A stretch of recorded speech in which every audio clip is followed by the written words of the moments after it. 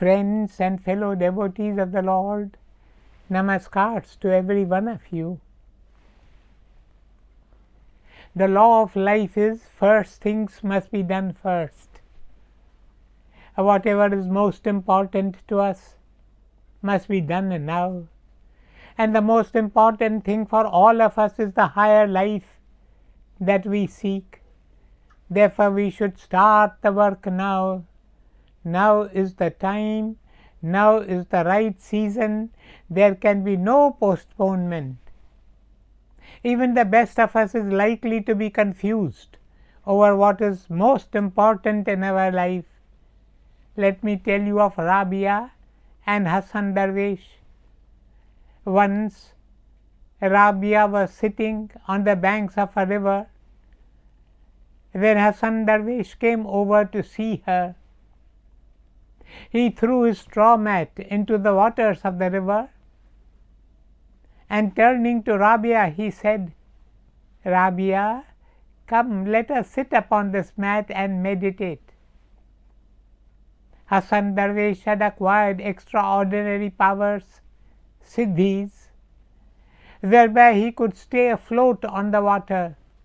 He wanted to demonstrate his power to Rabia and the world. But Rabia saw through this. She felt that it would only be a public display to impress people and not really an exercise in meditation. She said to Hassan, "If you want to meditate on God, I have a better way." Rabia then threw her prayer mat in the air and said to Hassan Darwish, "Come, let us rise in the air and meditate." Hassan was taken aback. He replied, "This is beyond me. I can only float on the water. That is the extent of my power." Rabia said to him, "What you can do, even a fish can do. And what I can do, a tiny fly can also do. But we are neither fish to float in the water, nor flies to fly in the air. Let us not forget the real purpose and the true goal for which we have received this human birth." Sant Kabir says, "What you can do tomorrow, do it today. What you can do today, do it right now." For the holy ones tell us that this human birth is rare and precious. Any good thing that you wish to do tomorrow, do it today. Don't postpone it. Do it right now. Our time is limited, and we should not waste it in false pursuits. This life of ours is rare and precious, and not a moment should be wasted. I remember one night a man came to me around the hour of midnight. Surprised, I asked him, "What brings you here at this late hour?" He replied, "I have come to give 25,000 rupees to you for the service of the poor." A little surprised, I murmured, "But what is the hurry? Surely we cannot carry out service of the poor at this hour."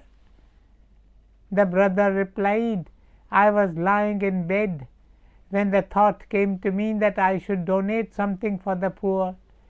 I did not want to wait till the morning, for who knows what might happen between now and tomorrow. I might change my mind during that time, or I might not live to see the morrow. And so I came running to you at this late hour. God gave me a good thought, and I want to translate this good thought into a good act right now. I don't want to postpone this till tomorrow, for tomorrow may never come." My dear friends, if you wish to do a good deed, do it now. Do not wait for the right moment, the appropriate moment, the auspicious moment, for it will never come.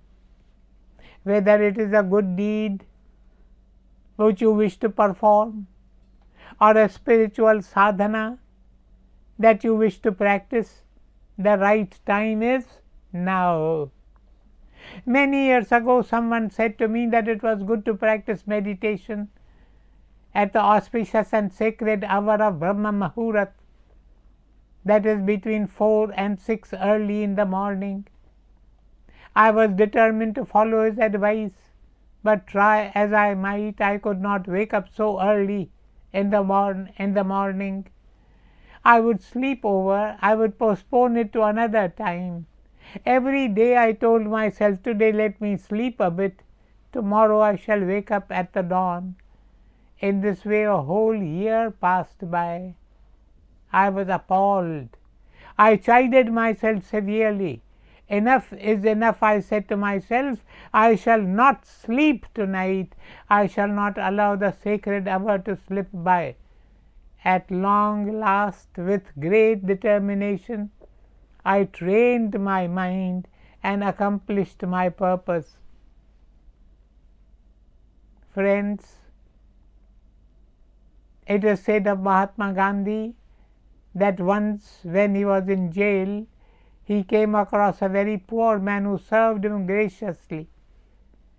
Gandhiji said to him, if ever you are in need of anything, do come to me. I will do whatever I can. Many years passed. There was famine in the poor man's village. Remembering Gandhiji's words, the man went to Gandhiji's ashram. At that time, Gandhiji was in an important meeting. The man sent Gandhiji a message, I hope you remember me. We were together in jail, and you had promised that you would help me whenever I needed it. I would like to take up your kind offer of help now, if you will permit me. As luck would have it, Gandhiji was preoccupied with the meeting, and he could not go and meet the man then and there. When the meeting was over, Gandhiji sent for him, but the poor man had left by then. He had gone away thinking that Gandhiji might have forgotten their days together in the jail. After all, he thought, Gandhiji was a great, great man, and he only a poor, downtrodden peasant. He was mistaken, for Gandhiji was a kind and sensitive soul. Gandhiji sent people in search of the man, but he could not be found. Neither his address nor his whereabouts were known to anyone. Gandhiji was despondent. He repented the few minutes' delay which had prevented him from meeting the man. He could have very easily taken a break from the meeting and come out to meet this man, but he hadn't. And he had not been able to keep his promise to the man. Would you believe it? Gandhiji carried this regret all his life. As they say, time and tide wait for no man. While we are preoccupied, life keeps speeding on. Once a small child went out shopping with her mother in the city of Paris. On the way, he saw an old man holding out his shabby cap upside down in his hand. In rich cities like Paris, begging in public is not allowed. So poor men hold out their caps to get a few coins. Seeing the man, the small child said to her mother, Mama, how much money do you have? The mother smiled indulgently and said to the child, enough to buy you whatever you like. In that case, can I have a few coins to give to this poor man? The mother was angry. She said to her child, you do not know the value of money, and she dragged the child away forcibly from the spot. She was sure that the child would forget the man after some time, but all the while they were shopping, the picture of the old man haunted the child. The mother was coaxing her to buy candy and chocolates, but the girl remained adamant, refusing all the goodies offered to her. She only said, "I don't want candies. I don't want chocolates. Give me some money so that I can drop it in the poor man's cap." The mother, on her part, was stubborn as well. She felt that she would be losing her authority if she gave in to the child's demand. Mother and daughter returned home after a very unhappy shopping expedition. That night the child could not sleep. She kept murmuring, "Mama, Mama, please give me some money for the poor man."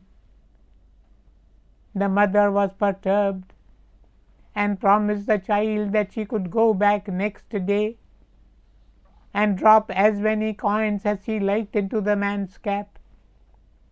It was well past midnight when the child finally fell asleep. Next day the mother took the child to the spot where the old poor man had been, but he was nowhere to be found.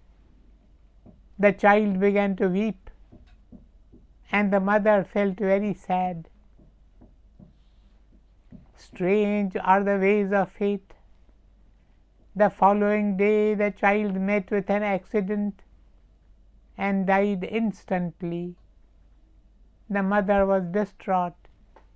She cried out, "What have I done? Just for a little money I broke your heart and did not fulfill your wish.